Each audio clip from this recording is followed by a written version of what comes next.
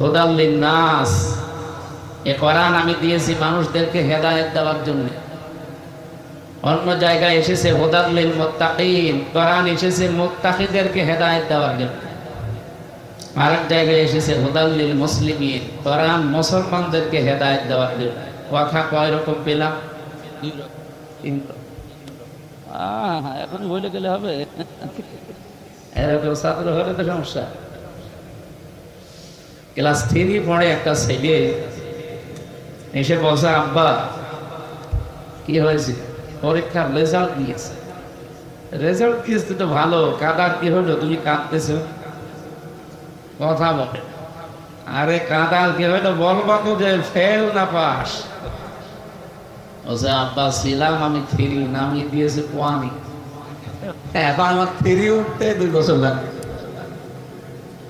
আমার মনে হয় ছাত্র যদি এরকম হন তো আলোচনা করা বিতা হবে।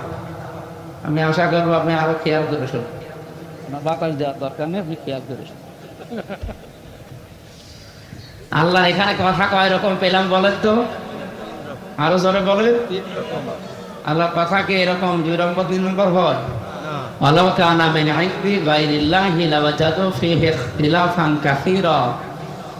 সূরা নিসা 82 নম্বর আয়াতের শেষের দিকে আছে। আল্লাহ বলেন, আমার কোরআন আমি এমন ভাবে নাযিল করেছি, হে নবী আপনি এর ভেতরে একটার সাথে আরেকটা মেলে না এরকম কোনো কথা পাবেন না। তাহলে এই যে 3 রকম হয়ে গেল, হুদাল লিল মুত্তাকিন, হুদাল লিন নাস, হুদাল লিল মুসলিমিন। জবাব দিয়েছেন ফি জিলালিল কোরআনে সাইয়্যিদ কুতুব রাহমাতুল্লাহ আলাইহি।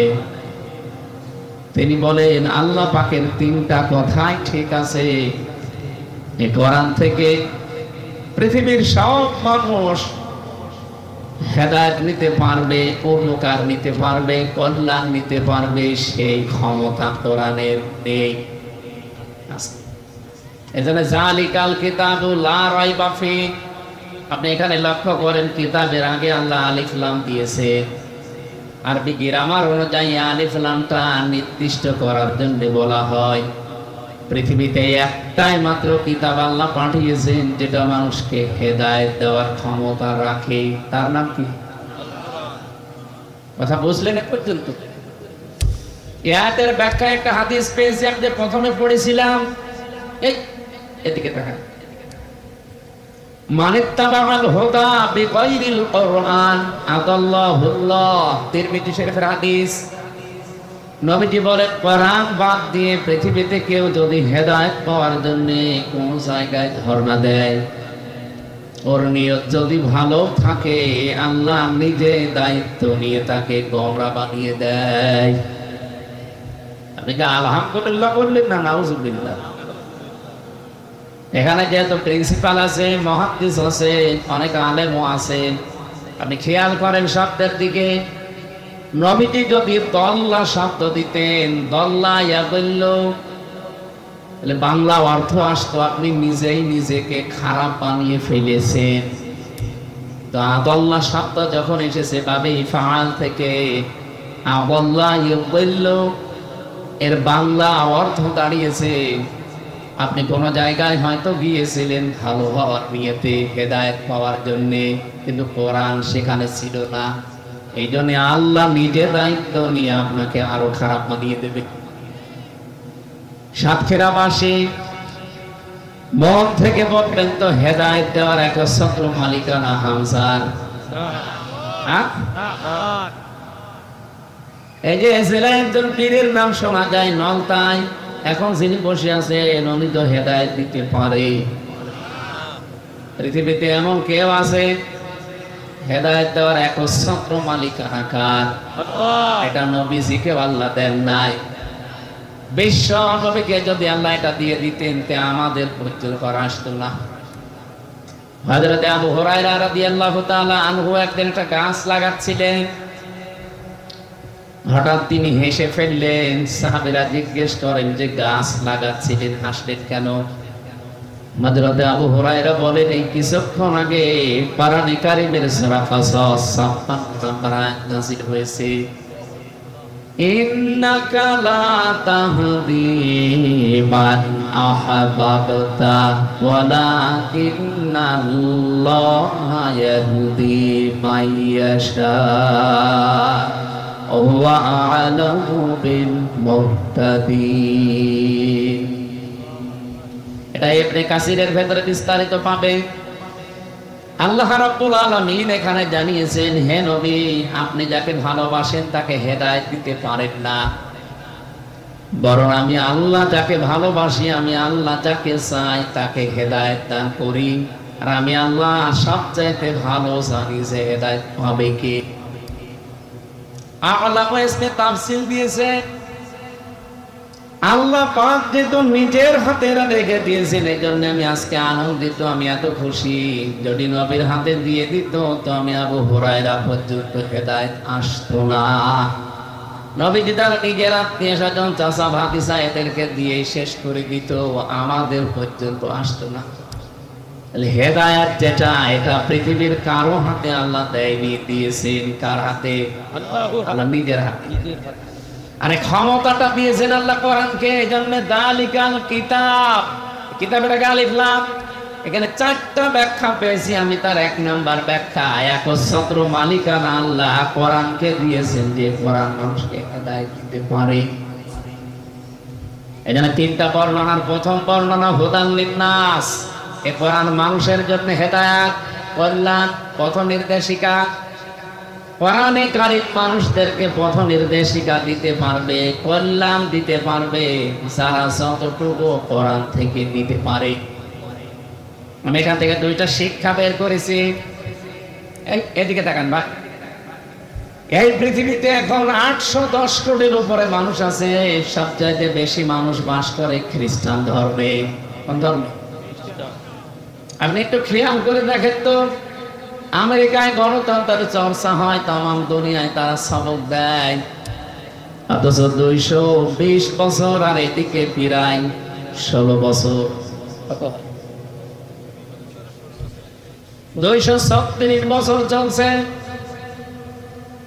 ওরা কোরআনে কারিমের হেদায়েত গ্রহণ করে না, কিন্তু কোরআন থেকে এতটুকু নিয়েছে যে রাজনৈতিক জীবনে দেখবেন কোরআনের বাইরে রাজনৈতিক জীবনে ওরা কোন সিদ্ধান্ত এই 236 বছরে নেয়নি। আর রাজনৈতিক জীবনে আল্লাহ কোরআন কি জানিয়েছে? আর রিজালু কাওয়ামুনা আলান নিসা, এই পৃথিবীতে পুরুষ মানুষ হবে নেতা আর মেয়েরা হবে তাদের আজ্ঞাবহ। এই ঘোষণা কার? আল্লাহ। সূরা নিসা 5 নম্বর পারা 2 নম্বর পৃষ্ঠার 11 নম্বর লাইনে 34 নম্বর আয়াতে প্রথম অংশে আছে। আল্লাহ পাক বলেন পুরুষ হবে নেতা, পুরুষ হবে গাইডলাইন দাতা, আর মেয়েরা হবে তাদের আজ্ঞাবহ। এই কথাগুলো যদি আজ 54 বছর আমরা ময়দানে বলতাম, আপনাদের এই আজকের যিনি আয়োজক মুহাদ্দিস আমিরুল ইসলাম বেলালী ভাই, আমি বিশ্ববিদ্যালয়ে যখন ছিলাম ওই সময় থেকে ওনার কথা শুনতাম। আমাদের কুষ্টিয়া, চুয়াডাঙ্গা, মেহেরপুরে উনি বলতেন কোরআনের কথাগুলো যেভাবে বলা দরকার এই স্টেজগুলোতে এভাবে না বলতে বলতে দেশের মানুষের অভ্যাস হয়েছে পুরুষ মানুষ এখন যোগালে আর বড়গুলো রাজমিস্ত্রি উল্টিয়ে গেছে। পুরুষ মানুষ হওয়ার দরকার অন্তত রাজমিস্ত্রি, আর যোগালে যদি সাহায্যকারী কেউ লাগে বন্ধু গেছে হয় হোক। এখন আমরা হয়ে গেছি নিচেরটা। এই আয়াতের ব্যাখ্যা একটা হাদিস পেয়েছি, নবীজি বলেন পালান নবী সাল্লাল্লাহু আলাইহি ওয়াসাল্লাম লা ইউফলিহা কওমুন ওয়াল্লাহু আমরুহুম ইমরাতুন, বুখারী শরীফের হাদিস। নবীজি বলেন ওই জাতি কখনো সফল হচ্ছে না, হবে না। লা ইউফলিহা, এটা মুজারে, তার আগে লান এসেছে, বর্তমান ভবিষ্যৎ প্রেজেন্ট ফিউচার। এর আগে লান দিলে অর্থ হয় কখনোই হবে না। এই গ্যারান্টি নবীজি, মিথ্যা হতে পারে? আজ পর্যন্ত যা বলেছে কোনো কিছু মিথ্যা হয়েছে? বলেন। উনি বললেন কখনোই জাতি সফল হচ্ছে না, হবে না। যে জাতির দায়িত্বে আছে কোন নারী, আর 54 বছর আমরা এই হাদিসটা মানতে পারি নাই। আপনি 54 বছরের ভেতরে তাকান, যারা এই দেশের দায়িত্ব পালন করেছে অধিকাংশ সময় ছিল নারী। কথা বলেন কেন? এটা যেহেতু রাজনৈতিক অনুষ্ঠান শুধু না, এটা তাফসীর মাহফিল। কোরআন আর হাদিস থেকে যা বলছি মেনে নিন, কাজে রাখবে। ওরা গণতন্ত্রের গুলি ছড়ায়, তামাম দুনিয়ার মানুষকে শিক্ষা দিয়ে বেড়ায়, অথচ আজ পর্যন্ত রাজনৈতিক জীবনের দিকে তাকান, তারা এখনো পর্যন্ত এই 236 বছরের ইতিহাসে আজও কোন নারীকে তারা প্রধানমন্ত্রী বানায়নি। বানিয়েছে ডোনাল্ড ট্রাম্পের মতো একটা, এইরকম মানুষকে তারা ভোট দিয়ে প্রধানমন্ত্রী বানিয়েছে, কিন্তু কমলা হ্যারিসের মতো একটা শিক্ষিতা মহিলা, তাকে কিন্তু দায়িত্ব দেয়নি। ওরা জাতে মাতাল হলো, তাহলে ঠিক আছে, আর আমরা জাতেও মাতাল, তালেও মাতাল। সুতরাং মাতলামি করা যাবে না। সামনে থেকে কোরআনের হেদায়েত ওরা নিয়ে দেখে আজ দাঁড়িয়ে গেছে পৃথিবীতে। আমরা 54 বছরও দাঁড়াতে পারলাম না। মালয়েশিয়া ছিলাম কয়েকদিন আগে, ওরা 2004 সাল থেকে ওরাও দাঁড়িয়ে গেছে। ওরা যারেই দেয়, অন্তত পুরুষ মানুষও, মাহাতির মোহাম্মদের আগে যারা ছিল, পরে যারা, সব তুলোয় কিন্তু পুরুষ। কোন মহিলাকে দায়িত্ব দেয় না। পৃথিবীর যেখানে যেখানে তাকান, কোন মহিলা নেই, পুরুষ মানুষ দায়িত্বে আছে, তারা দাঁড়িয়ে যায়। আমরা দাঁড়াতে পারি না রাসূলের এই হাদিসের বাইরে যাওয়ার কারণে। আর কোরআনের হেদায়েত পৃথিবীর মানুষ যতটুকু নেবে ততটুকু উপকার পাবে। 2 নম্বরে হুদাল্লিল মুসলিমিন, মুসলমানেরা এখান থেকে উপকার পাবে। না, মুসলমান যতটুকু নিয়েছে ততটুকু উপকার পায়। এ বিশ্বে আজ 100% কোরআনের 500 আইন রাষ্ট্রীয়ভাবে কায়েম আছে। কোন দেশে আছে কিনা আমার জানা নেই। আফগানিস্তানে থাকতে পারে, সৌদি আরবে 70% আছে, 30% নেই। আর বাকি অন্যান্য দেশের কথা বাদ দিলাম, বাংলাদেশে আমার মনে হয় একটাও নেই।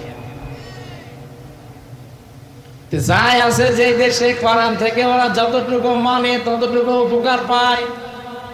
এই যে মালয়েশিয়াতে যে বিশ্ববিদ্যালয়ে আমি ছিলাম, অন্যান্য দেশের ছাত্রছাত্রী যারা, প্রায় 120টা দেশের ছেলেমেয়েরা পড়াশোনা করে। কয়েকজনের সাথে পরিচয় হওয়ার পর বলছে, বাংলাদেশ আর ভারতের লোক যদি এখানে না থাকে, এটা ক্যাম্পাস আমাদের কুষ্টিয়া যে বিশ্ববিদ্যালয়ের চাইতে এখন তো 20 ডবল বড় হবে। এ বিশাল এরিয়ার ভেতরে যদি একটা মোবাইল পড়ে থাকে, সারাদিন সারা রাত পড়ে থাকলে চুরি হবে না, কেউ ধরবেও না। কিন্তু যদি বাংলাদেশ আর ভারতের কেউ পাশ দিয়ে হেঁটে যায়, মানে কি পরিচয় দিয়ে বলছে, বলবো যে আমার বাড়ি বাংলাদেশে, বলছে শুধু বাংলাদেশ আর ভারতের লোক যদি পাশ দিয়ে যায় তাহলে গায়েব হয়ে যাবে। অন্য কোন দেশের ছেলে মেয়েরা পাশ দিয়ে সারাদিন সারা রাত হেঁটে যাবে না, যার জিনিস তা।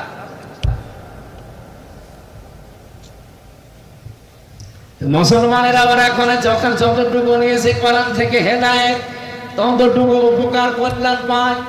3 নম্বরে সবচেয়ে বেশি কল্যাণ উপকার হবে কোরআন থেকে বেশি হেদায়েত লাভ করার যোগ্য হবে তারা, হুদাল লিল মুত্তাকিন, যারা মুত্তাকি। কি এখানে হুদান শব্দটা হাদিন ইসমে ফাইল, ইসমে ফাইল থেকে যদি আসে ইউফাইদুল মানা, ইসমে ফাইল, ইসমে ফাইল অর্থ দেয় যে 4টা বিষয় আমি আয়াতের ভেতরে নোট করতে পেরেছিলাম তাফসীর থেকে। মুত্তাকিদেরকে আল্লাহ কোরআনের মাধ্যমে হেদায়েত দান করবে। এখন মুত্তাকি যদি আপনি না হতে পারেন, পরিপূর্ণ কোরআনের হেদায়েত আপনার দ্বারা পাওয়া সম্ভব না। মুত্তাকি কাকে বলে? হেদায়েত পেয়ে মানুষ যে মুত্তাকি হবে, মুত্তাকি কাকে বলে? যে চলে গেল রমজান আমরা মুত্তাকি হওয়ার জন্য পেয়েছিলাম, কিন্তু হতে পারিনি। কারণ 4টা বিষয় যদি কেউ না মানে, সে কোরআন থেকে হেদায়েত পেয়ে মুত্তাকি হতে পারবে না। এদিকে তাকান, এতদিন যেভাবে শুনেছেন ওইভাবে না। তাকওয়া 4টা জিনিসকে বলা হয়। আমার মতো জোব্বা গায়ে দিলে, সুন্দর টুপি মাথায় দিয়ে, হাতে কোরআন শরীফ নিয়ে, তাসবিহ নিয়ে, পাগড়ি মাথায় দিয়ে আসলে মুত্তাকি হয়ে যাবে। এটা হচ্ছে লিবাসুল উলামা বলা হয়। আমরা শুধু লিবাস কেন্দ্রিক মুত্তাকি বুঝি বাংলাদেশ, ভারত আর পাকিস্তানে, কিন্তু তাকওয়া যেটা যেটা অর্জন করার জন্য চারটা বিষয় মাস্ট বি লাগবে। এক নাম্বার আল খাউফু মিনাল জালিল, আল্লাহকে যেভাবে না দেখে আপনি বিশ্বাস করেন ওইভাবে না দেখে ভয় করা লাগবে। দুই নম্বরে আল আমালু বিত তানজিল, কোরআন কেন্দ্রিক দুনিয়ায় আমল করা লাগবে। ও সাতক্ষীরা বাসী আর একটু খেয়াল করে বলেন তো কোরআনের আমল কয়টা? কয়টা? এখানে শুধু আমার মনে হয় আলেমরা ছাড়া আমরা যারা আছি 500 না 5টাও বলতে পারবো না। অথচ কোরআনের আমল যদি আপনি করেন আপনি মুত্তাকি হবেন, এর নাম তাকওয়া। 3 নম্বরে আল কিনায়াতু বিল কলিল, অল্পে তুষ্ট থাকা লাগবে। এই অভ্যাসটা আমাদের ভেতরে নেই। 54 বছরে যারা দায়িত্বে ছিল অল্পে তুষ্ট থাকা লাগবে। গুণ যদি আমরা অর্জন করতে পারতাম এই দেশ মালয়েশিয়ার মতো দাঁড়িয়ে যেত, দুর্নীতি হতো না। ওই দেশে আমি আর যাই পেয়েছি না পেয়েছি, একটা জিনিস আমার খুব ভালো লেগেছে, ওখানে যদি কেউ খাদ্যে ভেজাল দেয়, যদি খাদ্যে ঔষধ মেশায়, ফরমালিন দেয়, যদি ধরা পড়ে কোনো বিচার নেই, সঙ্গে সঙ্গে বের ফেলবে। অথচ বাংলাদেশে এই যে আব্দুল জব্বার মন্ডল, আমার কুষ্টিয়া বিশ্ববিদ্যালয়ের বড় ভাই, উনি ম্যাজিস্ট্রেট। ঢাকাতে দেখতেছি বিভিন্ন দোকানে এই যে সারা রমজান গেল দেখুন, ধরছে, ধরার পরে উনি জরিমানা দিচ্ছে অথবা জেল রেখে দিচ্ছে, জেলে যাচ্ছে। কি হচ্ছে? 2 মাস 3 মাস 5 মাস পরে বের হয়ে যা খরচ হয়েছিল 10 ডবল আবার তুলতেছে। কিন্তু এটা যদি ওই রকম নিয়ম করতাম যে খাদ্যে ভেজাল দিলে কোনো বিচার নেই, কোনো হিসাব নেই, সঙ্গে সঙ্গে মেরে ফেলা লাগবে, এ বাংলাদেশে একদিনেই ভেজাল মুক্ত খাবার আমরা পেয়ে যেতাম। আমি 9 দিনে একটা কাশিও ওই দেশে দেয়নি, কারণ কোনো ধোলা নেই, খাদ্যে কোনো ভেজাল নেই, ভেতরে যা যাচ্ছে সব আসল জিনিস, আর পরিবেশও ভালো। আমি কাশি দেবো কি করে? আরে 8-9 দিন এসেছি, কাশির তো শেষ নেই। ঔষধ কি, ফার্মেসি কি, কোথায় আছে ডাক্তার, আমি খোঁজও নেইনি, কারণ লাগেই নাই। আর এখানে এসে 8-9 দিনে আমার মনে হয় ওই 9 দিনেরও কাফারা চলছে। এই জন্য আমাদের 3 নম্বর অল্পে তুষ্ট থাকা লাগবে। আপনি যদি তাকওয়া অর্জন করতে চান অবশ্যই মাস্ট বি এই বিষয়টা আমাদের খেয়াল রাখতে হবে। বাংলাদেশে এটা নেই, এই জন্য এক একজন দেখেন 36,000 কোটি টাকার মালিক হয়েছে। এটা দরবেশের মতো একটা মানুষ, তোর মাথার চুল থেকে পায়ের স্যান্ডেল পর্যন্ত পুরাটা সাদা না, উপরের বিষয় ভেতরেও সাদা। এইরকম মানুষ ও যদি 36,000 কোটি টাকা চুরি করে, এই সাতক্ষীরার কেউ এক জায়গায় বসে বসে যদি গণনা করেন হাত দিয়ে, আপনার হাত ব্যথা হয়ে যাবে। 36 টাকা না, 36,000 কোটি টাকা। অল্পে তুষ্ট হতে পারে না একটা মানুষের, চলতে কয় টাকা লাগে। আমি বাইরের যতগুলো দেশ এবার ভ্রমণ করেছি, Singapore, Thailand, Indonesia, Malaysia, Dubai, এরপরে এই যে বাহরাইন, সৌদি আরব, আমেরিকা, যতগুলো দেশ আমার নিয়ে গেল, যেখানে যায় দেখি 2-3 জন শয়তানের সাথে দেখা। মানে ওরা ওই সাহেব পাড়া বানিয়েছে, বেতন পাড়া বানিয়েছে, কিন্তু ওখানে থাকতে পারে না, ভয়তে থাকে সব হোটেলে। আর আমার কমিটি নিয়ে যে হোটেলে রাখে, ওইটার দিকে নেমেই দেখি নিচতলায় বসে 2 জন বসে বসে গল্প করছে। কি গো এখানে? হুজুর আমরা আগে পাঠিয়েছি। পালাবেন কেন? আপনি কি কাজ করলেন এমন যে 15 বছর 16 বছর বড় আপনাকে পালালো নাকি? অল্পে যদি তুষ্ট থাকতে পারতেন, যতদিন হায়াত ছিল ততদিন আপনি ক্ষমতার চেয়ার বসে থাকতে পারতেন, কেউ আপনাকে পালাতে বলতো না, পালালো না। এই কথা বলেন কেন? এখান থেকে যদি কেউ শিক্ষা না নেয়, আগামীতে যারা অনেকে উল্টা পাল্টা ভাবতেছে, যারা বসি, আজকে মাওলানা মোশাররফ সাহেব বলছিলেন, একজন বক্তব্য আমি নাম নিলাম না, উনি দিয়েছে, সংস্কার যাই করেন আমি যদি চেয়ার পাই সব পাল্টিয়ে ফেল। একটা কথা হইল, তো পাগল আমি কথা বলে সেদিন জয়পুরহাটে একজন বলছিল যে 15 বছর তো কোরআনের মাহফিল করতে গিয়ে অনেকে অনুমতি দিয়েছে, আমরা যদি চেয়ার পাই অনুমতি দেব না। আরে ভাই, আপনি এরকম পাগলামি করলেন কি? এ কথা বলতেন অন্তত চেয়ারে বসে বলতেন। যা বলে দিলেন এই দেশের মানুষ তো সব বুঝে ফেলেছে যে আপনি কি করবেন। একজনের শুনলাম 620টা বাড়ি। বাড়ি আপনার লাগে কত?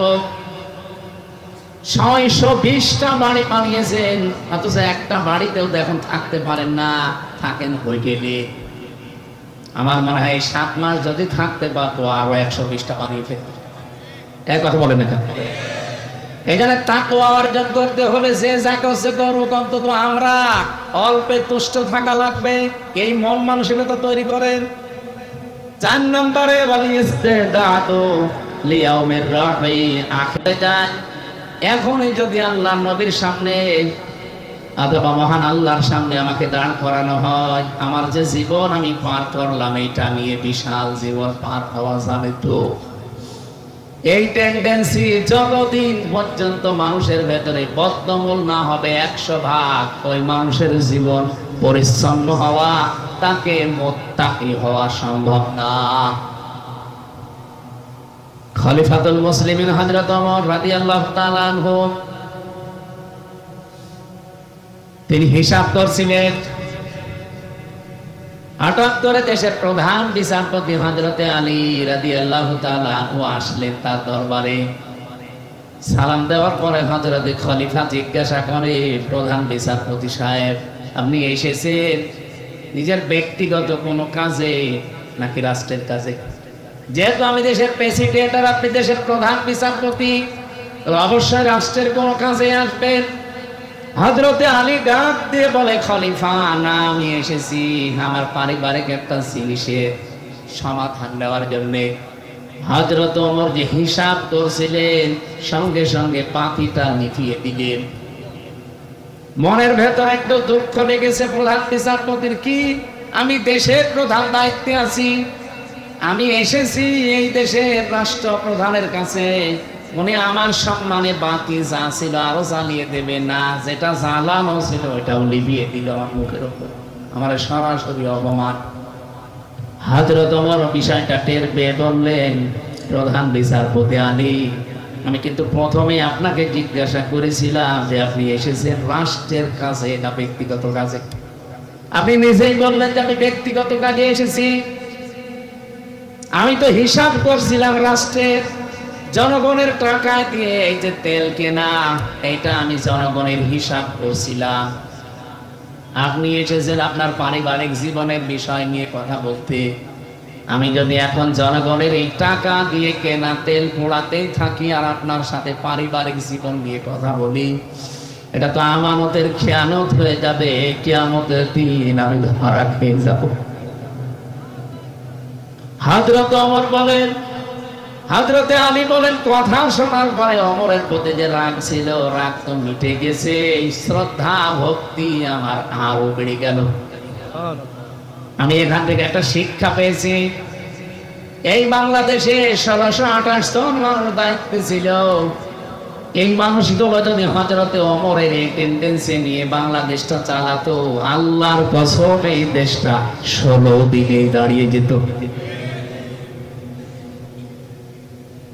শুধু পোশাকে আশাকে আমাদের এই দেশে বাংলাদেশ, ভারত, পাকিস্তানের তাকওয়া আমরা মনে করি যে বিশাল তাকওয়াবান বুজুর্গ হয়ে গেছে, বিশাল মুত্তাকি। মুত্তাকি তো হওয়া লাগবে অন্তর থেকে।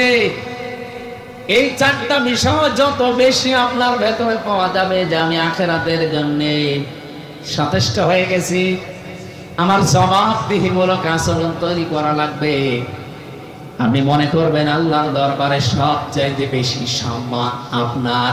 ইন্না আকরামাকুম ইনদাল্লাহি আতকাকুম। তার জীবনীতে পড়ছিলাম, এই যে আখিরাতের পুঁজি তৈরি করা, রাসূলের সামনে নিজের জীবন, আল্লাহর সামনে নিজের জীবন, আমি যে হিসাব দেওয়া লাগবে আমার, এই কথাটা যত বেশি বদ্ধমূল হবে আপনার ভেতরে, আপনার জীবন তত বেশি পরিষ্কার হবে। এটা হযরত ওমরের জীবন থেকে পেয়েছি। হযরত ওমর তার সন্তানটা ভর্তি করে দিলেন মাদ্রাসায়, আব্দুল্লাহ ইবনে ওমর রাদিয়াল্লাহু তাআলা আনহুমা। ওই মাদ্রাসায় পড়ছিল হযরত হুসাইন, প্রধান বিচারপতির ছেলে, হযরত আলীর ছেলে। বারবার টেবিলের উপর থেকে কলম ফেলে দেয়, বলে তুলে দাও। একবার, দুইবার, তিনবার তুলে দেওয়ার পর উনি বলে ফেললেন যে তুমি বারবার কলম ফেলে দাও, আমার তুলতে বলো, আমি কি তোমার খাদেম, চাকর? হযরত হুসাইন ডাক দিয়ে বলেছেন, আব্দুল্লাহ তুমি শুধু চাকর না, খাদেম না, তুমি খাদেমের বাচ্চা, খাদেম।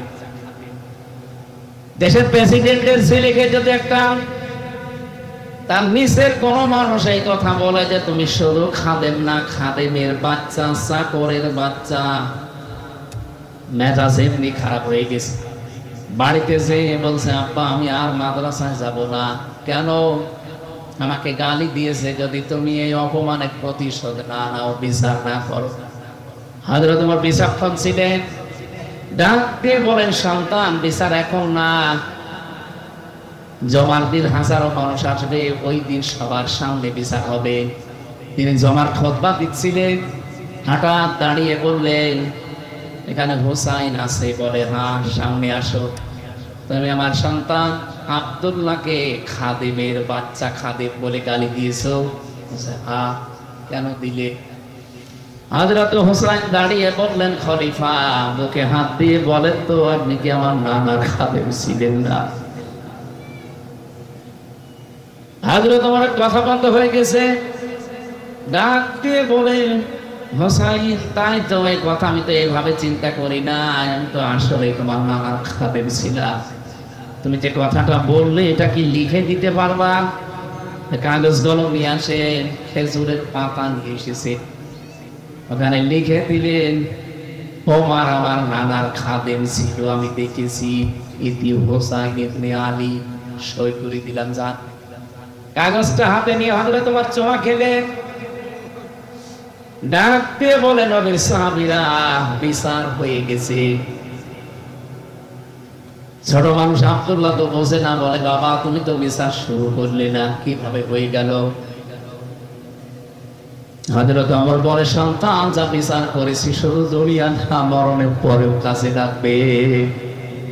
আমি যখন মারা যাবো এই কাগজটা আমার কাফনের ভেতরে দিয়ে দিও।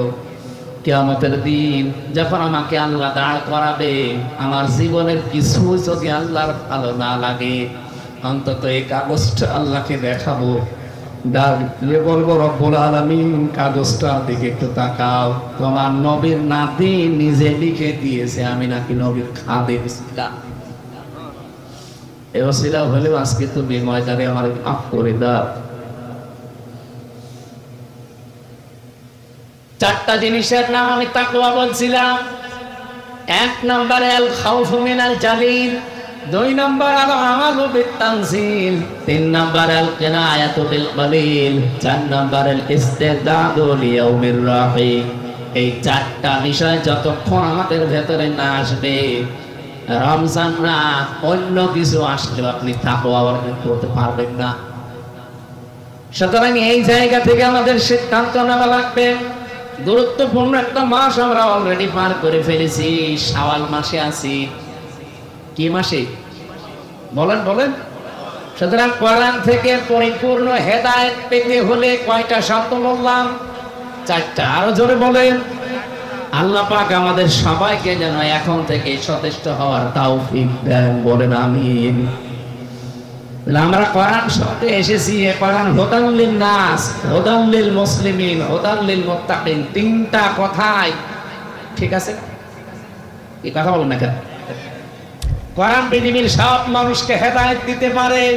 ওয়া আলাল্লাহি কাসদুস সাবিলি ওয়া মিনহা জাইর ওয়া লাউ শাআ হাদাকুম আজমাইন। সূরা নাহল 9 নম্বর আয়াতে আল্লাহ জানিয়েছে, এই পৃথিবীতে অসংখ্য বাঁকা পথ তৈরি করা আছে, এর ভেতরে সোজা পথ বলে দেওয়ার দায়িত্ব আমি আল্লাহ নিয়েছি। যদি আমি আল্লাহ ইচ্ছা করতাম পৃথিবীর সব মানুষকে হেদায়েত দিয়ে দিতে পারতাম। সে ক্ষমতা আল্লাহ কোরআনকে দিয়ে পাঠিয়েছে। এই জন্য কোরআনের নাম হুদাল্লিল নাস। 2 নম্বরে হুদাল্লিল মুসলিমিন, 3 নম্বরে হুদাল্লিল মুত্তাকিন। আমরা যেহেতু রমজানের পরে এসেছি কোরআনে কারিম শোনার জন্য, আর হেদায়েতের মহান বাণী কোরআন, সে কোরআন থেকে আলোচনা শোনার জন্য যারা বসে আছেন, আজকের আলোচনার বিষয় যেহেতু হেদায়াত, আমরা এবার আরম্ভ করছি সূরা দুহা। কোন সূরা? 7 নম্বর আয়াত, একটা মাত্র আয়াত করেছি। রব্বুল আলামিন বলেন, ওয়া জাদাকা গাল্লাম ফাহাদা। হে নবী, আপনাকে আমি পথ সম্পর্কে অনবহিত পেয়েছি। আপনি পথ কিন্তু খুঁজছিলেন, অনুসন্ধান করছিলেন। ফাহাদা, আমি আল্লাহ আপনাকে পথের সন্ধান দিয়ে দিয়েছি। বলেন সুবহানাল্লাহ। কোন আয়াতের তাফসীর যদি পড়তে হয়, শোনাতে হয়, এর মূল নীতি আছে 13টা।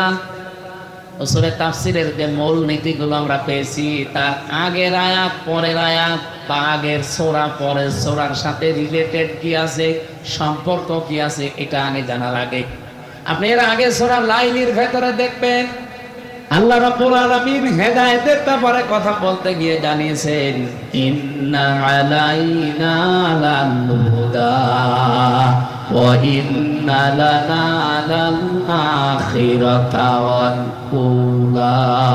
বলেন আল্লাহু আকবার। আল্লাহু আকবার। 12 এবং 13 নম্বর আয়াতে আমরা পেয়েছি আল্লাহ পাক বলেন, অবশ্যই আমার দায়িত্ব হেদায়েত করা। হেদায়েত করা দায়িত্ব কার? প্রথম এবং শুরু, দুনিয়া এবং আখিরাতের সব বিষয় আমি আল্লাহর জন্য। হেদায়েত দেওয়ার মালিক যেহেতু আল্লাহ, বিশ্ব নবীকে আল্লাহ পাক জানিয়েছেন আপনি কিন্তু পথ সম্পর্কে অনবহিত ছিলেন, পথ আপনি খোঁজ করছিলেন যে হেদায়েতের পথ কোনটা। মা তাদরি মাল কিতাব ওয়ালাল ঈমান ওয়ালাকিন জাআলনাহু নূরান নাহদি বিহি মান নাশা মিন ইবাদিনা। এরকম আপনি ঈমান কি, কিতাব কি কিছুই জানতেন না, আমি আল্লাহ আপনাকে জানিয়েছি। ঈমান কাকে বলে, কিতাব কাকে বলে, এখান থেকে কয়েকটা বিষয় আমরা তাফসীরে বের করেছি। এই দিকে তাকান, আপনি কোরআন শুনতে এসেছেন না? কোন দিকে তাকাচ্ছেন? ওয়ালাকিন জাআলনাহু নূরান নাহদি বিহি মান নাশাউ মিন ইবাদিনা। রব্বুল আলামিন জানিয়েছেন, হে নবী, আপনি ঈমান কি, কিতাব কি কিছু জানতেন না, আমি আপনাকে এগুলো জানিয়েছি। তার মানে কিতাব, এই শব্দটার দ্বারা আল্লাহ বোঝাতে চেয়েছেন কিতাবের ভেতরেই হেদায়েত। কিতাব যতদিন রাসূলুল্লাহ পাননি ততদিন তিনি হেদায়েতের পথ খুঁজছিলেন। হেদায়েতের পথ সম্পর্কে তিনি অনবহিত ছিলেন, তিনিও জানতেন না হেদায়েতের পথ কোনটা। যখন তিনি পেয়েছেন কোরআন, তখন হেদায়েতের পথ কোনটা ওইটা তিনি তখন জেনে ফেলেছিলেন, আল্লাহ তাকে জানিয়েছে। তার মানে হেদায়েত পেতে হলে মাস্ট বি আপনার কোরআনের কাছে আসা লাগে। কি কথা বোঝা গেছে? হেদায়েত সবচাইতে বড় নিয়ামত এই পৃথিবীতে আল্লাহর পক্ষ থেকে। যত নিয়ামত আল্লাহ মানুষকে দিয়েছেন, সবচাইতে বড় নিয়ামতের নাম হেদায়েত। এটা না পেলে মানুষ জান্নাত। বলেন বলেন। আর এটা পাওয়ার জন্য যেটা মাধ্যম আল্লাহ দিয়েছেন তার নাম কোরআন। বাংলাদেশ, ভারত আর পাকিস্তানে 3টা দেশের মানুষ বাদ দিয়ে পৃথিবীর অন্য কোন দেশের মুসলমান কোরআন বাদে কোনো জায়গায় হেদায়েতের জন্য যায় না। আমি বিশ্বের বহু দেশ এই ছোট বয়সে আমারে ঘুরিয়েছি, আমি মুসলমান যাদের সাথে মিশেছি, কোরআন বাদ দিয়ে হেদায়েত পাওয়ার জন্য পৃথিবীর কোন দেশের মানুষ অন্য কোন জায়গায় যায় না। শুধু বাংলাদেশে, ভারতে আর পাকিস্তানে 3টা দেশে পেলাম এরা হেদায়েত পাওয়ার জন্য কোরআন বাদ দিয়ে কোন জায়গায় যায়। মাছের বাজারে কেউ যদি কোন মানুষ যদি মাছ কিনতে যাবে, মাছের বাজারে না যে কাপড়ের বাজারে যায়, বলে তো জীবনে কোনোদিন মাছ পাবে? আরো আসতে বলেন। এই সহজ কথাটা যেভাবে বুঝে ফেললেন, আজকে থেকে সিদ্ধান্ত নিয়ে বাড়ি যাওয়া লাগবে। আমি রাজনীতির দ্বন্দ্ব খুঁজবেন না। মানিত্তাবাল হুদা বিগাইরিল কোরআন আদাল্লাহুল্লাহ।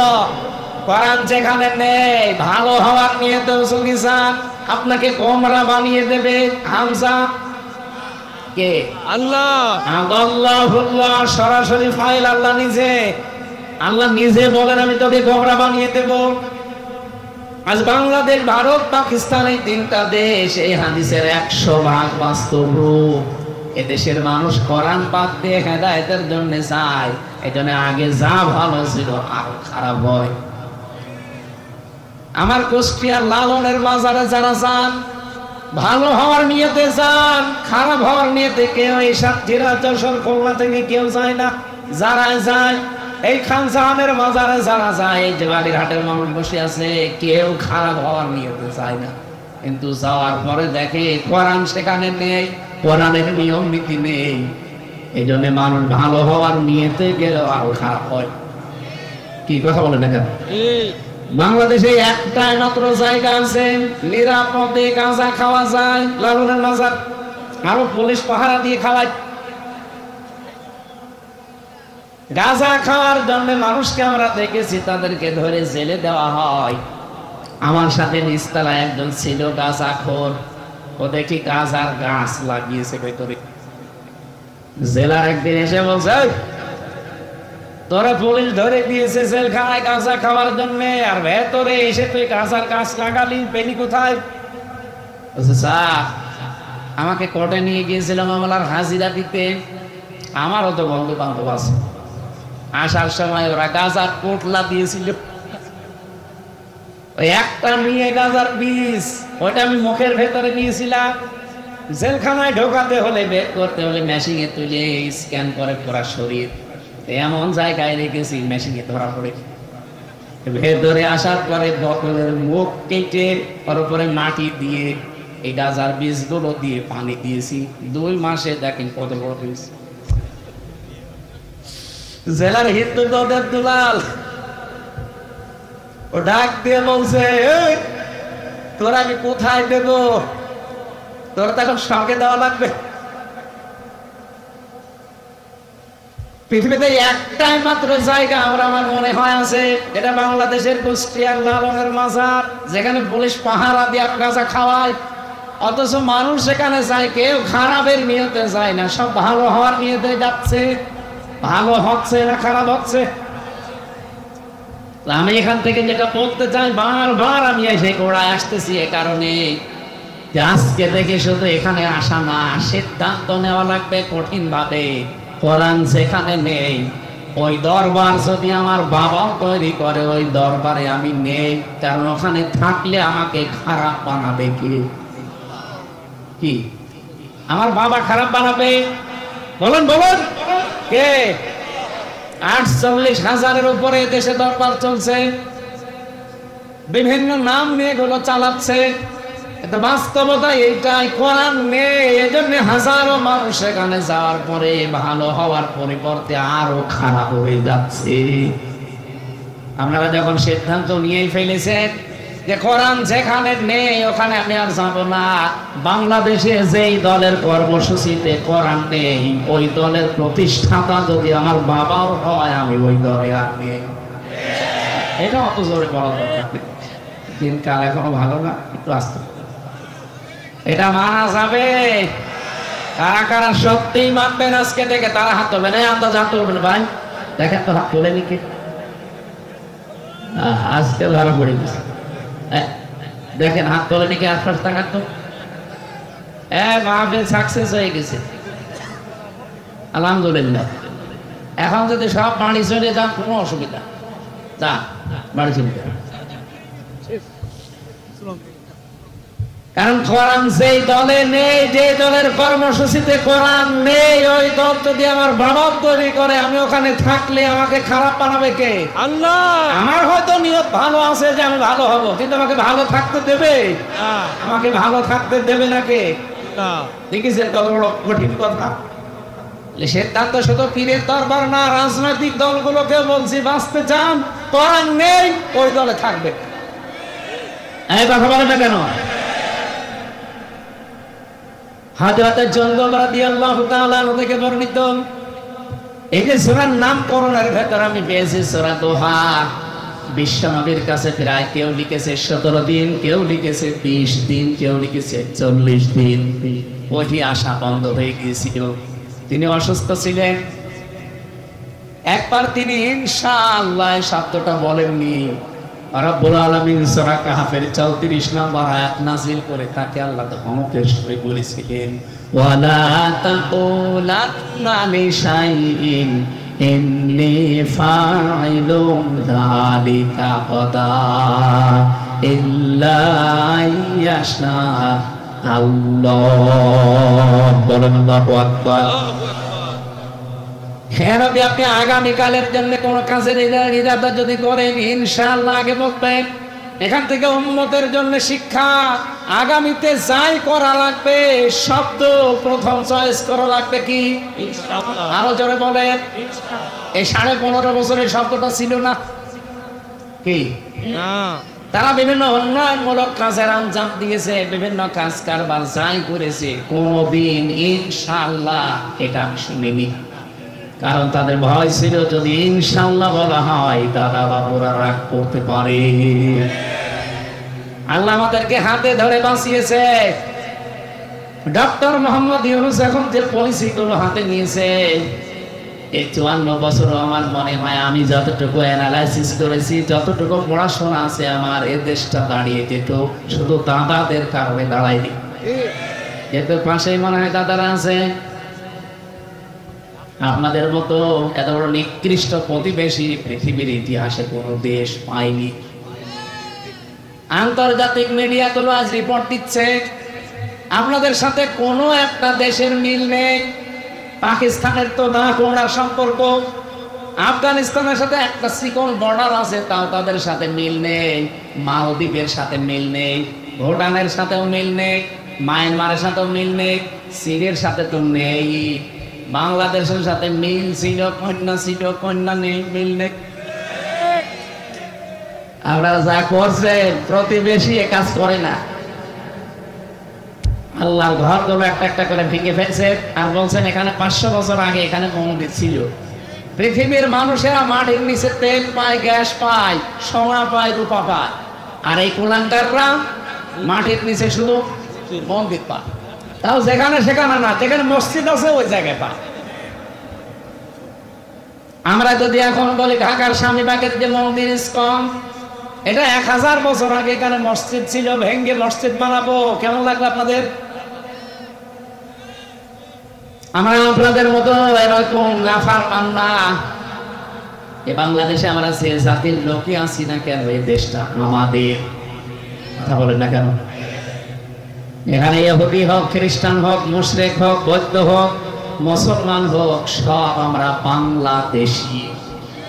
এক কথা বলেন, যা করছেন এতদিন, অন্তত কন্যার কারণে আমরা কিছু বলি না। কন্যা নেই, এখন যা আরম্ভ হয়েছে, 7 সিস্টার যদি ভেঙে যাবে। নবীজির হাদিস নেই যে টুকরা টুকরা হবে, কোরআনের গায়ে যারাই হাত দেবে। এর আগে যারাই হাত দিয়েছিল, কথা বলছে না কেন? 1500 বছর আগে আল্লাহর ঘর মসজিদ কাবা শরীফ, এখানে হাত দেওয়ার কারণে এদের পূর্বপুরুষ যারা আব্রাহা, আল্লাহ কাসফি মাকুল বানিয়ে ফেলেছে।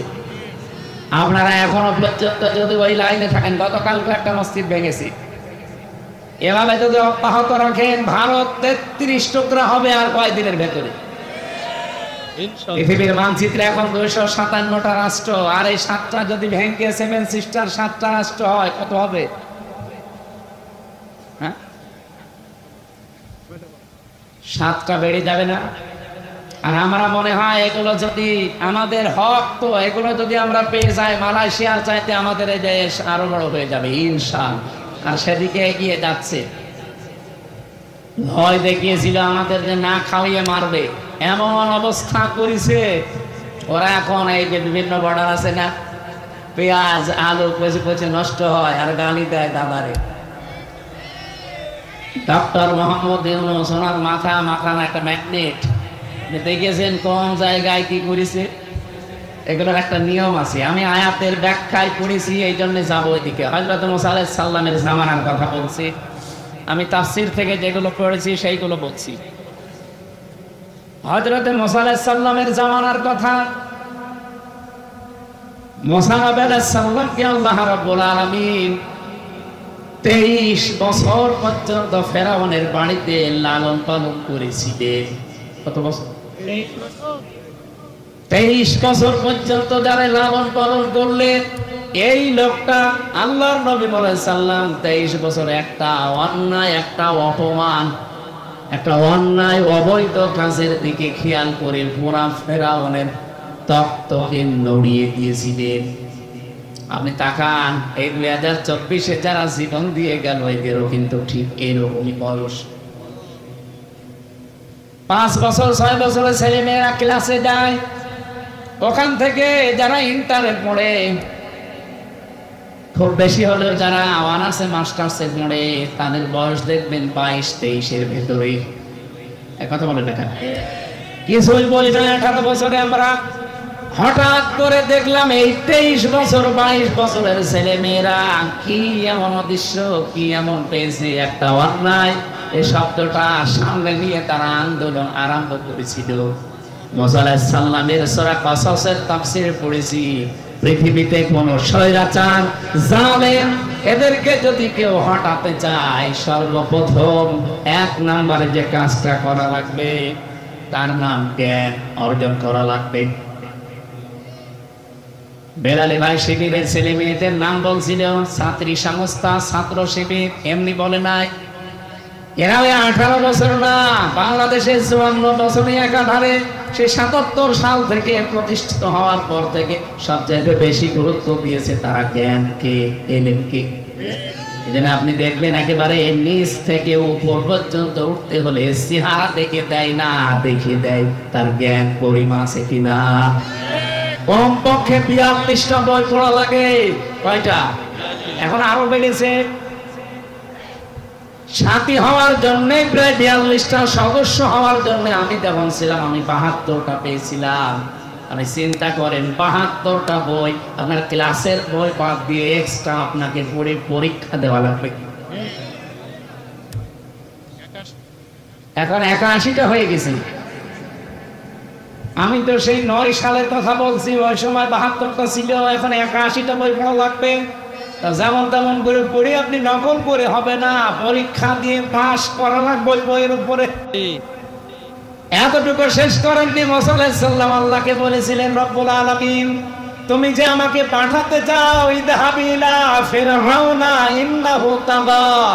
23 বছর পরে আমি 23 বছর বয়সে দেশ থেকে পালিয়ে চলে গেলাম, এরপরে ওই দেশ থেকে আবার এসেছি। দেশে আসার পরে তুমি আমাকে ঘোষণা দিলে যে ফেরাউনের কাছে যাও, সে তাগুত হয়ে গেছে। তাগুতের যতগুলো কাজ কারবার আছে আমি 4টা পেয়েছি। এদিকে তাকান, তাগুতের যত কাজ আছে, প্রধান কাজ তাগুতের কয়টা? আরো জোরে বলেন। 1 নম্বরে তাগুত নিজে আল্লাহর আইন মানে না, অন্য কেউ মানতে দেয় না।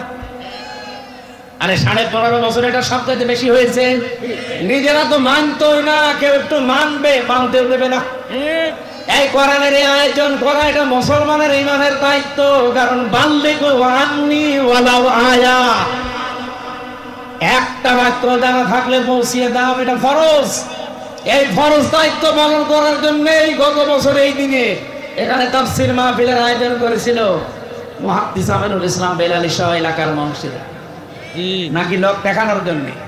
বলেন যে যতটুকু জানবে ওইটা পৌঁছিয়ে দেবে, এটা নামাজের মতো ফরজ। বাল্লিগ টাইনি, বাল্লিগু বহু বছর, নবীর আদেশ শুধু হামজার প্রতি একা। যেই বিশ্বাস করে আল্লাহ একজন আছে, রাসূলুল্লাহ আমাদের নেতা, তার কাছে যতটুকু পৌঁছাবে ওইটাই সে যেন ছড়িয়ে দেয়, এটা ফরজ। কারণ বিদায় হজের ভাষণে দায়িত্ব নবীজি আমাদেরকে দিয়েছেন, আজ যারা উপস্থিত আছো, যারা অনুপস্থিত তাদের কাছে পৌঁছিয়ে দেওয়া, এটা চলবে ইলা ইয়াউমিল কিয়ামা, কিয়ামত পর্যন্ত। ১৫০০ বছর আগে বলেন তো আমরা কি ওই ময়দানে উপস্থিত ছিলাম? বলেন ছিলাম? ১৫০০ বছর পার হয়ে গেছে, কিন্তু হাদিসটা কি শেষ না? এর হুকুম চলবে কতদিন? কিয়ামত পর্যন্ত। সুতরাং এখান থেকে কিয়ামত পর্যন্ত যারা আসবে তাদের কাছে পৌঁছিয়ে দেওয়ার দায়িত্ব এখন আমাদের। আর এইটা পালন করার জন্য এই লক্ষ লক্ষ টাকা খরচ করে আয়োজন করেছিল। এটা আমি বাগাছড়া এসে প্রায় ৭-৮ ঘন্টা বসে, আপনারা আসতেই দিলেন না। কি হয়েছে? তো বিএনপির মতো এত বড় দল, জামাতের মতো এত বড় দল নড়াচড়াই করাতে পারে না, আর আমি ১-১.৫ ঘন্টা বক্তব্য দিয়ে সালেমকে হটিয়ে ফেলব। কি ভয় ছিল আপনার?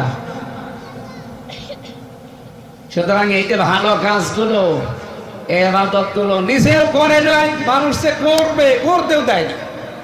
এইটার নাম তাগুত। এই তাগুত এলাকায় ছিল না, তার মানে বোঝা যাচ্ছে তাগুত দেশে ছিল। ২ নম্বরে তাগুতের কাজ হচ্ছে, তাগুত যেহেতু ফেরাউন, ও বলেছিল দারুনি আততুল মূসা, আমাকে ছেড়ে দাও, আমি মূসাকে হত্যা করব। সাতক্ষীরাবাসী মূসাকে হত্যা করার জন্য ফেরাউনের লোকজন ছিল না? কথা বলে না কেন? আততুল মূসা, আমি নিজে হত্যা করব মূসাকে। কেন এই কথা বললেন? কোরআনের প্রতিটি শব্দ গবেষণামূলক চিন্তা ভাবনা করে এখান থেকে তথ্য নেওয়া লাগবে। তার তো হাজার হাজার লোক লস্কর ছিল, তার সেনাবাহিনী ছিল, প্রশাসন ছিল, ফাঁসি দিতে পারত। কেন সে নিজে বলল আমি মূসাকে হত্যা করব? আইয়ুবাদদিলা দীনাকুম, আমি আশঙ্কা করছি, এমনি আখাফু আইয়ুবাদদিলা দীনাকুম আও আইয়ুযহিরা ফিল আরদিল ফাসাদ, সে আমার রাষ্ট্রের নিয়ম নীতি পাল্টিয়ে দেবে। এই পৃথিবীতে যে সমস্ত স্বৈরাচার সরকার বিদায় নিয়েছে তাদের আচরণ এই ছিল, তারা যেই দেখতো যে আমার রাষ্ট্রের বিধান যারা পাল্টাতে পারে তাদেরকে আমি নিজে হাতে হত্যা করব। এই বাংলাদেশে এরকম একটা ঘটনা ঘটেছে মেজর বজলুল হুদার ক্ষেত্রে। এই কথা বলেন না কেন? যারা এই কাজ করেছিল, আমি তখন নিজে জেলে ছিলাম, নিজে ওই চল্লত আমারে বলছি। মারা গেছে লোকটা, ওই যে শাহজাহান, প্রথম দিন সে তার সাথে আমার দেখা। স্বৈর শাসকের বিরুদ্ধে ও যখনই টের পায় যে না এটা একটু ঝামেলা হতে পারে, তখন আর তারা জীবিত রাখে না। তার বাংলাদেশে উৎকৃষ্ট উদাহরণ শহীদ মীর কাসেম আলী। আপনি কি মনে করেন উনি শুধু জামাত ইসলাম করতো, উনি শুধু বিএনপি করতো এই জন্য ওনারা মেরে ফেলা হয়েছে? না, ওনার মাথা ছিল না, ওনার মাথা ছিল একটা ম্যাগনেট। ইসলামী অর্থনীতিকে পৃথিবীতে প্রতিষ্ঠা করার জন্য যত চতুর্মুখী কাজের আঞ্জাম দিয়েছে এ বাংলাদেশ আজ ৫৪ বছরই এর মধ্যে এরকম আঞ্জাম কেউ দিতে পারে। অথচ লোকটাকে যাদের ইশারা হোক দুনিয়া থেকে বিদায় করে দিলেন। এরকম মীর কাসেম আলী ১০০ বছর আর একটা তৈরি হবে? যা তৈরি হয় সব খালি খাই খাই করে, আর উনি শুধু দিয়েছে। এক কথা বলেন না কেন? একটা জিনিসও কবরে নিয়ে গেছে, তার তৈরি করা শত কিছু এখন লক্ষ লক্ষ মানুষের কর্মসংস্থান তৈরি হয়েছে। আপনি ফতোয়াবাজি করেন, আপনি কি বানিয়েছে? সেই ইসলামী ব্যাংক বানিয়েছে, ইবনে সিনা বানিয়েছে, ইসলামী ব্যাংক হাসপাতাল বানিয়েছে। আপনি চট্টগ্রাম বিভাগে যান, বান্দরবন, খাগড়াছড়ি, ওদিকে সিলেট, মৌলভীবাজার, যত কিছু দেখবেন হাজার হাজার লক্ষ লক্ষ মানুষের জন্য তার দেওয়া অবদান। আমার নিজে কারারক্ষী এসে বলছিল কুতুব ভাই যে হামজা ভাই এই লোকটার যেদিন ফাঁসি হবে সেই দিন আমি নিজে, আমারে বলছে এনারে প্রস্তুতি নিতে বলবো। আমি যে বললাম যে স্যার আপনার আর বেশি সময় নেই, মাত্র ৩ ঘন্টা আছে, আপনি সেইটার বইতে প্রস্তুতি নেন, জল্লাদ চলে আসবেন। উনি আমারে বলছে এখনো ৩ ঘন্টা। আমি ২ ঘন্টা ঘুমালাম, তুমি আমার ১ ঘন্টা আগে ডাক দিও। দেখলাম ঠিক উনি ঘুমিয়ে গেছে। ১ ঘন্টা আগে ডাকলাম, ঘুম থেকে উঠে উনি গোসল করলেন, ওযু করার পরে এশার নামাজ শেষ করলেন। আমারে বলছে কুতুব ভাই আমি রেডি আছি, আপনি জল্লাদকে ডাক দিন। মনে হচ্ছে উনি শ্বশুর বাড়ি যাবে। আমারও দায়িত্ব ছিল এই লোকটা। আমারে বলছে হামজা ভাই, আমি ওই দিন থেকে এখনো পর্যন্ত মিলাতে পারি না যে ওনার 3 ঘন্টা পরে ফাঁসি, ওনার ছেলে ব্যারিস্টার আরমান গুম হয়ে আছে, ওনার স্ত্রী হাসপাতালের বেডে, ওনার লক্ষ লক্ষ দলীয় লোকজন সব পালিয়ে বেড়াচ্ছে জেলখানায়, তো ওনার ঘুম আসলো কি করে? আমি বললাম তো ভাই আপনি বলছেন না, আমি বুঝে ফেলেছি। সূরা হামিম সাজদা 30 নম্বর আয়াত আমার 1500 বছর আগে জানিয়েছে। ইন্নাল্লাযীনা ক্বালু রাব্বুনাল্লাহ সুম্মা ইসতাকামু তাতানাজ্জালু আলাইহিমুল মালাইকা। রব্বুল আলামিন বলেন অবশ্যই যারা কথা বলতে পারে আমাদের রব আল্লাহ আর এর উপরে টিকে থাকে, তাতানাজ্জালু আলাইহিমুল মালাইকা। আল্লাহ কিন্তু তাতানাজ্জালু এটা মোজারে দিয়েছেন, বর্তমান ভবিষ্যৎ প্রেজেন্ট ফিউচার, মালাকুন না দিয়ে মালাইকা বহু বচন দিয়েছেন। আল্লাহ পাক বলেন তাদের জন্য আমি আল্লাহ ফেরেশতা লক্ষ লক্ষ ফেরেশতা নাজিল করছি করব। সুতরাং এই আয়াত 1500 বছর আগে নাজিল হওয়া হলেও এর বিধান কিয়ামত পর্যন্ত থাকবে না থাকবে না? থাকবে। ফেরেশতারা এসে কি বলে? আল্লাহ তাখাফু ওয়ালা তাহজানু, কোনো ভয় নেই, কোনো চিন্তা নেই। কিসের ভয় নেই, কিসের চিন্তা নেই? তোমার চিন্তা হয় যে তোমার এতগুলো মানুষ কাজ করে, তোমার প্রতিষ্ঠানে তাদের কি হবে? তোমার ছেলে আরমান ব্যারিস্টার, একজন সাধারণ ছেলে ব্যারিস্টার, সে গুম হয়ে আছে। তোমার স্ত্রী হাসপাতালের বেডে এখন কাতরাচ্ছে মরণের যন্ত্রণায়। তোমার দলীয় লোকজন সব পালিয়ে বেড়ায়। তুমি এখন যদি ফাঁসির মঞ্চে চলে যাতে তোমার কি হবে, এই চিন্তা এই ভয় আসতে পারে। এই জন্য ফেরেশতা কানের কাছে এসে বলে আল্লাহর বান্দা ভয় পাবেন না, সবগুলোর দায়িত্ব আল্লাহ নিজে নিয়ে নিয়েছে। ব্যারিস্টার আরমানের দায়িত্ব আল্লাহ নিয়েছিল, এটা তার বাবার কানে ফেরেশতারা শুনিয়েছে, এই কারণে সে এখনো বেঁচে আছে। নয়তো যে জায়গায় ছিলাম আমি মাত্র 10 দিন ছিলাম আয়না ঘরে, তাও মিনিটায়। আমাদের তো সাধারণ ভাবে রেখেছিল, তাই আমার 9 দিন মনে হচ্ছে 9 বছর গেছে, আর ওনারে 9 বছর। এদিকে 3.5 হাত, এদিকে 1.5 হাত, সামনে টয়লেট দেওয়া, তার কোনো দরজা নেই, কোনো দেওয়ালও নেই, ওদের সামনে বসে বসে টয়লেট। এইভাবে হাত বেঁধে দেয় চেয়ারে। আমি নিজে দেখেছি, আমার সামনে নিয়ে গেছে একজন, আমারও মাটির নিচে নিয়েছিল, হাত পা বেঁধে চোখ বেঁধে আমার চেয়ারে বসাইনি। কিন্তু আমার আগে যারে নিয়েছিল ছাত্র দলের একজনকে, সে বলছিল যে আমার চেয়ারে বসিয়েছে, এই হাতের সাথে আর পায়ের সাথে ক্লিপ লাগিয়ে দেয়, এই গলার সাথে বেল্ট বেঁধে দেয়, একবার শুধু সুইচ টিপ দেয়, 1 মিনিটে 120 বার ঘোরে। আপনার মাথার মগজ সব এলোমেলো হয়ে যাবে, 1 মিনিট পরে মনে হবে আমি 10টা দুনিয়া দেখতে পাচ্ছি। টয়লেট করার জন্য 24 ঘন্টায় মাত্র 1.5-2 মিনিট সময় দিত। 1.5-2 মিনিটে মাত্র টয়লেট হয়। আমার সাথে মুফতি ফখরুল ভাই ছিল, উনি বলছিল হামজা ভাই আপনার সাথে কি করেছে আমি জানি না, আমার র্যাবে তুলে নিয়ে গিয়েছিল ওই মাটির নিচে, ওটা উত্তরাতে। মাটির পিছে নিয়ে এই যে পায়ের ভেতর যেভাবে হাত দিয়েছে, দিয়ে সামনে লোহার ব্যারিকেড দেওয়া, ওর সাথে হাতে হাত কামড়ানো, 24 ঘন্টা বসে থাকতাম। এই যে শুয়ে থাকা, এটা যে কত বড় নিয়ামত আমি এখন টের পাচ্ছি। সকালে কটা পচা চূড়া দিয়ে যেত, আর দুপুর বেলা পায়ে 1 পট ভাত দিত, তা মনে হচ্ছে কেউ মাখিয়ে দিয়েছে। আর এখনো পর্যন্ত অনেক জালেম স্ট্যাটাস দেয় যে প্রভু কি করেছে, যে প্রভুর পালানো লাগলো, তোমার সাথে তো করেনি। তোমার বাবারে যদি এভাবে 10 বছর বোম করে আয়না ঘরে রাখতো তুমি টের পেতে। কথা বলে না কেন? এখনো জালেমের পক্ষে সাফাই গান আপনি মানুষ।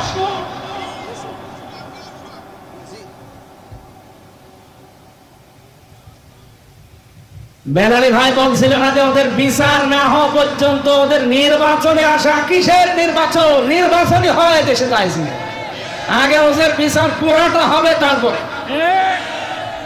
আমি ভিক্টিম তো, আমি নিজে দেখেছি যা করেছে। আমার মা মাতালি তুলে গালি দিত, আরে ভাই আমি নাই দোষ করেছে, আমার আপনি মারের, আমার চোখ বেঁধে রেখেছিল, টাঙিয়ে রেখেছিল, যা করেন করেন। আমার মা কি করেছে? আমার মায়ের বাবা তুলে গালি দিলেন আপনি। মাথা থেকে পা পর্যন্ত একটা চুল পরিমাণ জায়গা আমার বাকি নেই যেখানে টর্চার করে, মানসিক এবং শারীরিক। আমি একটা সাধারণ মামলার আসামি, আর আমার ফাঁসির কন্ডেম সেলের ভেতরে রেখে 24 ঘন্টা কালা লাগে, মনে হচ্ছে আমি কি করেছি। অথচ ফাঁসির আসামি ওখানে রাখা হয়, যারা মার্ডার মামলার আসামি তাদের। আর আমার মতো একটা কি বলবো মূল্যচুরি মামলা, আমার সন্দেহ ভাষণ ভাবে ধরেছিল যে হতে পারে। তাই যদি 3 বছর যায়, যাদের ভিডিও ফুটেজ আছে 2724 জন মানুষ কেমনে 24 সালে মেরে ফেলেছিল। আগামী গত বছর তো বাদই দিলাম, শুধু 1 সালে এগুলো সব ভিডিও ফুটেজ আছে না।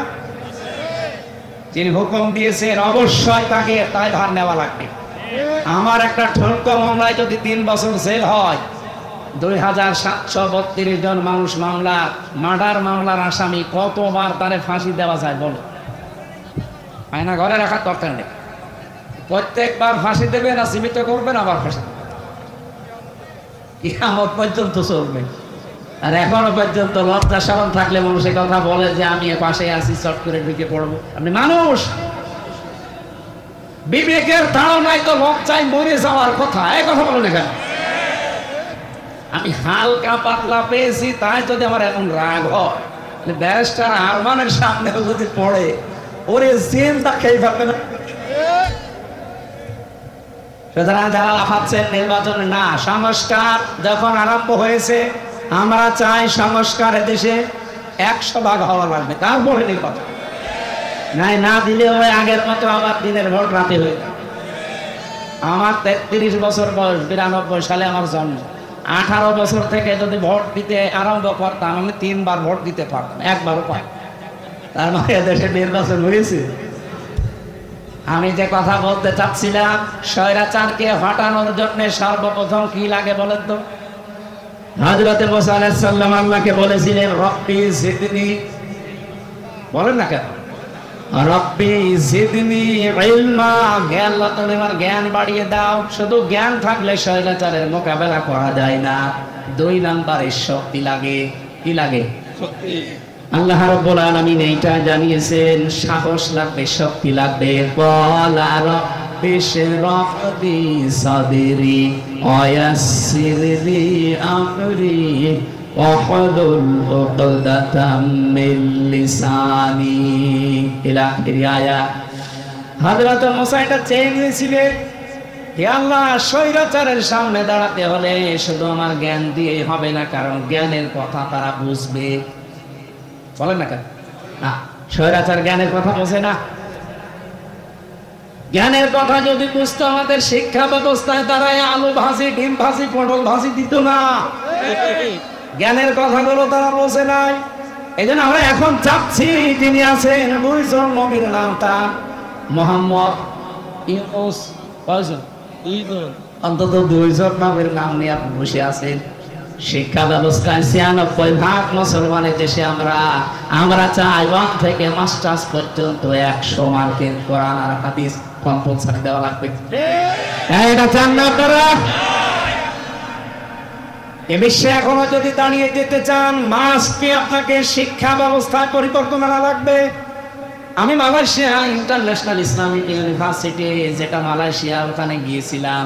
ওনারা এই পৃথিবীর 1000 বিশ্ববিদ্যালয়ের ভেতরে 66 নম্বরে আছে, আর বাংলাদেশের একটা বিশ্ববিদ্যালয় 1000-এর ভেতরে নেই। এই ডিম ভাজে, আলু ভাজে, পটল ভাজে দিয়ে হবে? গবেষণা করা লাগবে। তারা এক একটা শব্দ নিয়ে গবেষণা করে করে নতুন কিছু তৈরি করে, আর আমরা একটা সইও বানাতে পারি না। বানাতে পারি শুধু দলাতলি। ওরা কোরআন শরীফের ভেতরে আমি 2টা আয়াত পড়লে আমার কাছে ভয় লাগে, কারণ এই 2টা আয়াত পড়তে গিয়ে আমার আল্লাহ জানিয়েছেন যে দলাদলি করবা না। ওয়াতাসিমু বিহাবলিল্লাহি জামিআন ওয়া লা তাফাররাকু। কোরআন সবাই মিলে আঁকড়িয়ে ধরো, আল্লাহ কিন্তু ওয়াতাসিমু দিয়েছেন। কেন খোঁজ দিতে পারতেন না? বা খোঁজু না দিয়ে খুঁজো দিলে অর্থ হয়ে যেত। শুধু ওয়াতাসিমু দিয়ে আল্লাহ শেষ করে দিতে পারতেন। বিহাবলিল্লাহ দিলেন, আবার জামিয়া দিলেন, আবার ওয়ালা তাফাররাকু, এত শব্দ দেওয়ার দরকার কি? প্রথম শব্দ দিলে তো আমরা বুঝে ফেলতাম। কোরআন কেন্দ্রিক যেখানেই কোনো বিষয় সেখানে মত পার্থক্য করা, দলাদলি করা, এটা ফতোয়াবাজি করা, এটা হারাম, নিষিদ্ধ। আর এক জায়গায় সূরা সূরা 13 নম্বর আয়াতে আছে আকিমুদ্দিন ওয়ালা তাতাফাররাকু ফি, দিন কায়েমের বিষয় আসলে সেখানে কোনো মত পার্থক্য, দলাদলি, কি কথা বল, এই জায়গায় মত পার্থক্য করা হারাম, এখানেও হারাম। অথচ বাংলাদেশ সহ বিশ্বের বিভিন্ন জায়গায় দেখবেন যত দলাদলি, যত মত পার্থক্য, খালি এই জায়গায় কোরআনের কাছে আসতে পড়লে তখন বিভিন্ন ফতোয়া বের করে, আর দিন কায়েমের কথা বললে যত রকমের আজে বাজে ফতোয়া আসে। এমনকি কত মানুষ এদেশে এখন অলরেডি বলা আরম্ভ করে দিয়েছে কোরআনের সাথে রাজনীতির কোনো সম্পর্ক নেই। আমার এই ছোট্ট মাথা কি আছে এর ভেতরে? কোরআনের ভেতরে নামাজের কথা 82 জায়গায় আপনারা জানেন, আমিও জানি। রোজার কথা মাত্র এক জায়গায় আছে, যাকাতের কথা আছে 82 জায়গায়, হজের কথা মাত্র এক জায়গায়। আর কোরআন দিয়ে রাজনীতি করা লাগবে আল্লাহর জমিনে 918 জায়গায় আছে। আমার ছোট মাথায় যদি 918 জায়গায় পাই, মোশাররফ সাহেব, বেলালী সাহেবের এত বড় বড় মাথা তো আরো বেশি পাবো। আর যারা ফতোয়া দেয় তাদের মাথা দেখেন তো কত বড়, এর দুইজনের মাথা জোড়া দিবে তার চাইতে বড় হবে, আর তারা বলে একটা আয়াতও পায় না। যারা এই কথা বলে বিশ্বাস করে সত্যি সত্যি বলছে তারা মুনাফিক হয়ে গেছে। কোরআনের সাথে রাজনীতির সম্পর্ক নেই। তাহলে আলাহুল খালক ওয়াল আমরু, আয়াতকে বাদ দিয়ে দেন। ইনিল হুকমু ইল্লা লিল্লাহ, আয়াতকে বাদ দিয়ে দেন। লিল্লাহি মা ফিস সামাওয়াতি ওয়া মা ফিল আরদ, লিল্লাহি মুলকুস সামাওয়াতি ওয়াল আরদ, এই আয়াতগুলো খেলা করার জন্য দিয়েছে। এই জন্য আমাদের ঐক্যবদ্ধ হওয়া লাগবে, সাহস মুখে তৈরি করা লাগবে। হযরত মুসা তিনি সাহস চেয়েছিলেন আল্লাহর কাছে যে আমার বক্ষটা উন্মুক্ত করে দিন। আল্লাহ রাব্বুল আলামিন হযরত মুসা দোয়া করার পরে দিলেন। আর আমাদের নবী যিনি, তিনি দোয়া করা লাগে না, আল্লাহ তাকে দিয়ে দাঁড়িয়েছেন। আলাম নাশরাহ লাকা সাদরাক ওয়া ওয়াদা'না আনকা ওয়িজরাক, জোরে বলেন আল্লাহু আকবার। 3 নম্বরে পেয়েছি ঐক্য, একতা লাগবে। এইটাই 24 সালে ছেলেমেয়েরা দেখিয়েছে। স্বৈরাচারকে সরাতে হলে শুধুমাত্র জ্ঞান দিয়ে, শুধুমাত্র সাহস দিয়েই হয় না। আমরা এই 15.5 বছরে বিভিন্ন রাজনৈতিক দলের মিছিল মিটিং বলে শুধুমাত্র মানববন্ধন করবে তাই সাহস নিয়ে দাঁড়াতে পারে নাই। কিন্তু এই মানুষগুলো 24 সালে মাত্র 22-23 বছর বয়স, এরা শুধু দাঁড়িয়ে যায়নি, সাহস নিয়ে শুধু দাঁড়িয়ে যায়নি, এরা ঐক্যবদ্ধ হয়ে গেছে। শুধুমাত্র দেশের নিষিদ্ধ সংগঠনটা ছাড়া, কোনটা নিষিদ্ধ যেটা হয়ে গেছে সরকারের পক্ষ থেকে, এখন ওইটা ছাড়া বাংলাদেশের সব এক হয়ে গিয়েছিল। একবার বলছে না, আপনি দেখেছেন বিএনপি বলেন, ছাত্রদল বলেন, ছাত্র শিবির বলেন, ছাত্র মন্ত্রী বলেন, ছাত্র ইউনিয়ন বলেন, ছেলে বলেন, মেয়ে বলেন, তখন আর কেউ ছিল না, সব এক। কারণ তারা জানে যে স্বৈরাচারকে পৃথিবী থেকে বিদায় করতে হলে এখন আর বিচ্ছিন্ন থাকা যাবে না, সব এক হওয়া লাগবে আগে। আল্লাহ এগুলো তৈরি করে দিয়েছিলেন। 4 নম্বরে সরঞ্জামাদি লাগবে। সরঞ্জামাদি হযরতে মুসাকে আল্লাহ সর্বপ্রথম যেটা দিয়েছিল তার নাম লাঠি। তার নাম কি? আমা তিলকা বিয়ামিনিকা ইয়া মুসা, তোমার ডান হাতে ওইটা কি? ক্বালা হিয়া সায়া, তিনি বললেন লাঠি। এ লাঠি কি শুধু লাঠি? লাঠির ভেতরে এমন ক্ষমতা আল্লাহ দিয়েছিলেন, ফেরাউনের সব কিছুকে ধ্বংস করে ফেলেছিল। সুতরাং আজ এই বাংলাদেশ যদি দাঁড়াতে হয়, লাঠি হাতে নেওয়া লাগবে। এই লাঠি মানে শুধুমাত্র পাশের লাঠি না, এমন এমন লাঠি তৈরি করা লাগবে যে লাঠি দিয়ে দেশের সব অন্যায় ঝাঁপিয়ে বিদায় করা যায়। মুহাম্মদ রাসূলুল্লাহ জীবনী পড়ে রাহিকুল মাকতুমে আছে। উনি মানুষ একজন, ওনার বাড়ি যে অবস্থায় ছিল জীর্ণ শীর্ণ খেজুরের পাতা, কিন্তু বাড়ির সামনে 9টা ঘোড়া বাঁধা থাকতো। কয়টা? 9টা। বলেন বলেন। ওনার বল্লভ ছিল, তীর ছিল, ওনার জুলফিকার ছিল, ওনার যতগুলো জিনিস লাগে নিজেকে আত্মরক্ষা করার জন্য। একজনের তো একটা হলেই হয়, উনি 8 double, 10 double, 10 double, 12 double, 17 double পর্যন্ত রেখে দিতেন। কেন? আজ বাংলাদেশ 54 বছর হয়ে গেল, একটা অ্যাটম বোম বানাতে পারে না। পাকিস্তানে আছে দাদারা একটু ভয় পায়। এক কথা বলছে, আমাদের মনে হয় আমাদের সামনে অন্তত এরকম কিছু তৈরি করা দরকার, নয়তো ওই এই দাদাদের কাছে কিয়ামত পর্যন্ত থাপ্পড় খাওয়া লাগবে আর থাপ্পড় খাওয়া। আমরা সামনে দাঁড়াতে চাই না, বলেন বলেন। এই জন্য সহন জামাতি তৈরি করা লাগবে। وأعدوا لهم ما استطعتم من قوة ومن رباط الخيل ترهبون به عدو الله وعدوكم। হে নবী, ইসলাম ধ্বংস করার জন্য ওরা যেটা হাতে নেয় ওইটাকে উল্টি আপনি ইসলামের পক্ষে কাজে লাগাবেন। সুতরাং আজ ওরা যা হাতে নিয়েছে ওইটাই উল্টিয়ে এখন ইসলামের পক্ষে কাজে লাগাতে হবে। 4 নাম্বার 5 নাম্বারে পেয়েছি আমি, সাহায্য লাগবে আল্লাহ, শুধু সরঞ্জাম হলেই হবে না, সাহায্য লাগবে না আল্লাহ রাব্বুল আলামিন হযরত মুসাকে 6 নাম্বারে বলেছিলেন, ক্বালা লা তাখাফা ইন্নানি মা'কুমা আসমা'ু ওয়া আরা। তোমরা দুইজনে যাও, আমি দুইজনের সাথে আছি। শুধু দুইজনের সাথে আছি আল্লাহ এটা বলেন নাই।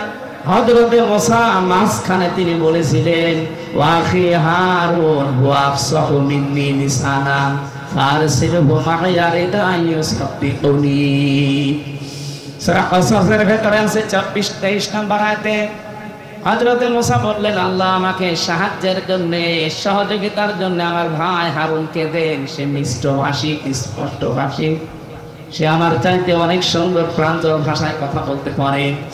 আজ বাংলাদেশে ঠিক ওই 5 নাম্বার কায়দাটা দাঁড়িয়ে গেছে।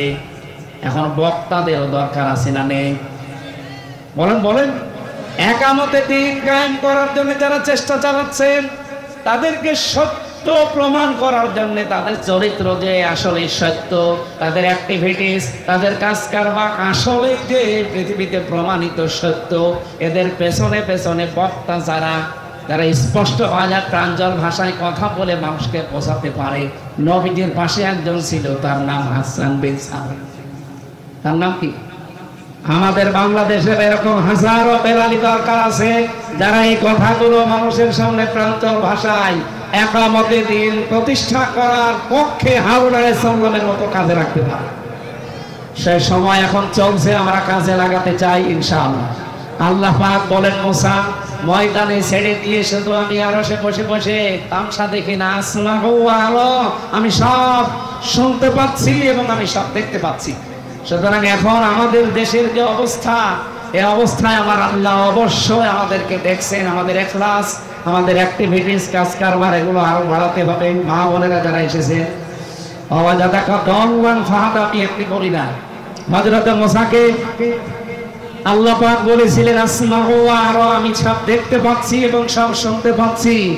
মুহাম্মদুর রাসূলুল্লাহকে আল্লাহ বলেছিলেন, হে রাসূল, আপনাকেও আমি দেখতে পাচ্ছি, আপনি পথ অনুসন্ধানের জন্য খোঁজ করতে আছেন, আপনি পথ সম্পর্কে অনবহিত আছেন, পথ সম্পর্কে আপনি জ্ঞাপনে, আপনাকে আমি পথের দিশা দিয়েছি। সেই পথের দিশা এখন সামনে আসতেছে। এই পথ পাওয়ার জন্য একটাই মাত্র মাধ্যম, পথ, তার নাম কোরআন। তার নাম কি? কোরআনের এই মাদ্রাসা আপনারা যারা প্রতিষ্ঠিত করেছেন, আল্লাহ রাব্বুল আলামিন এখান থেকে আমাদের হেদায়েতের মশাল এবং পথ যেন প্রশস্ত করে দেন, বলেন আমিন। মা বোনেরা যারা এসেছেন, আপনাদের আদর্শ বানাবেন হযরতে খাদিজাতুল কুবরা রাদিয়াল্লাহু তাআলা আনহাকে। আমি খাদিজার জীবন থেকে বলছি, জীবনে তিনি এক ওয়াক্ত নামাজ পড়েননি, একটা রোজা রাখেননি, জীবনে একটা বারও হজ করেননি, একটা টাকা যাকাত দেননি, কোনোদিন একদিনও পর্দায় থাকেননি। কিন্তু আল্লাহ তাকে জান্নাতের সুসম্পদ দিয়েছিলেন শুধুমাত্র স্বামীর খেদমতের কারণে। আল্লাহ রাব্বুল আলামিন স্বামীর খেদমতের মাধ্যমে খাদিজাতুল কুবরার সাথে আপনাদেরও পরকালে যেন জান্নাতুল ফেরদাউসে একটা ঘর আপনাদের জন্য আল্লাহ তৈরি করে রাখেন। আমিন। আজকে অনেক রাত হয়ে গেছে, আমি আর কথা বাড়ালাম না। যতটুকু বলেছি আল্লাহ আমল করার তৌফিক দিন, হেদায়েতের রাস্তা আল্লাহ আমাদের জন্য সহজ করে দিন। বারাকাল্লাহু লানা ওয়া লাকুম ফিল কুরআনিল আযীম। আসসালাম।